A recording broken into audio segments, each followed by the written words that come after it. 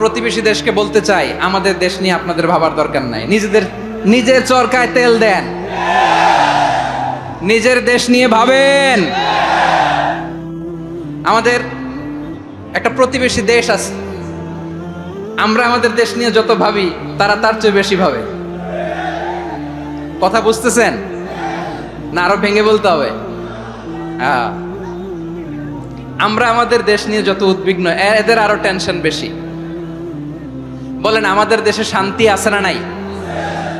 আমরা হিন্দু মুসলিমে কখনো দাঙ্গা লাগে? আসতে বলেন, কেন লাগে?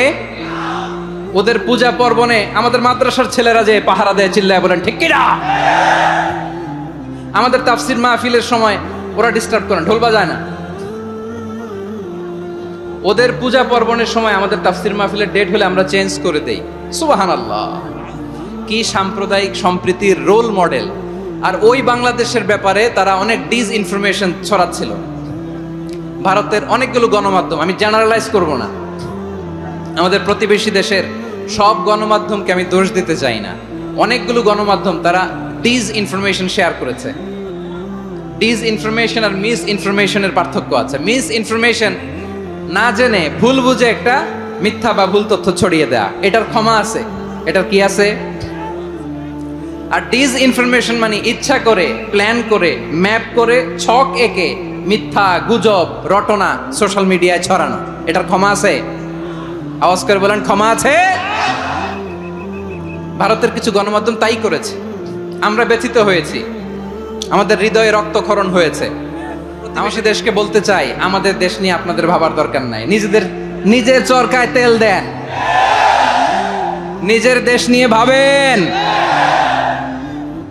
গত মাসের ভয়েস অফ আমেরিকার রিপোর্ট, বাংলাদেশে সংখ্যালঘু জনগোষ্ঠী আগের চেয়ে বেশি নিরাপত্তা পাচ্ছে। Report voice of America, Muslim report নাকি? মুসলিম জরিপ, ভয়েস অফ আমেরিকা। কথা বোঝে নাই বোধহয়।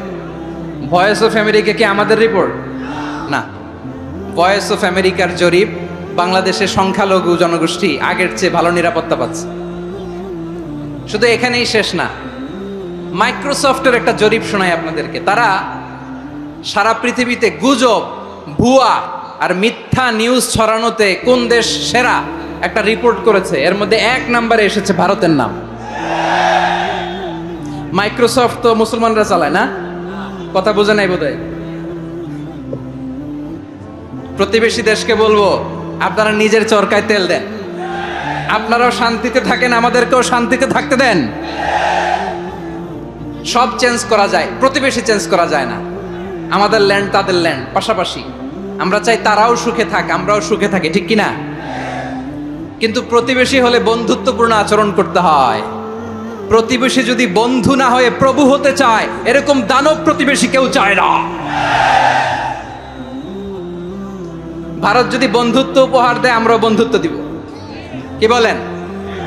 তারা যদি বন্ধুসুলভ আচরণ করে, আমরাও বন্ধুত্ব উপহার দেব। কারণ আমাদের পররাষ্ট্র নীতি হচ্ছে সবার সাথে বন্ধুত্ব, কারোর সাথে বৈরিতা নয়। আলহামদুলিল্লাহ বলেন, কত চমৎকার পলিসি আমাদের। আমরা নির্বিবাদী, আমরা বাংলাদেশিরা শান্তিকামী। We are proud of that. এজন্য আমরা গর্ববোধ করি। আমাদের পররাষ্ট্র নীতি সবার সাথে বন্ধুত্ব, কারোর সাথে শত্রুতা নয়। তাই প্রতিবেশী দেশকে বলবো, আমার ভাইয়েরা, আপনারাও আমাদের ভাই। বন্ধুত্ব দিলে বন্ধুত্ব পাবেন। বন্ধুত্ব ইজ ওয়েলকাম, দাদাগিরি নয়। বন্ধুত্ব ওয়েলকাম, দাদাগিরি নয়। Loud and clear. ভারত যদি বন্ধুত্ব দেখায়, বন্ধুত্ব পাবে। কিন্তু ভারত যদি বাংলাদেশে আধিপত্যবাদ বিস্তার করতে চায়, বাংলাদেশের 18 কোটি জনগণ সেটা রুখে দেবে। ভারত যদি গৌর গোবিন্দের ভূমিকায় নামতে চায়, দেশের 18 কোটি মুসলমান শাহজালালের ভূমিকায় নামবে।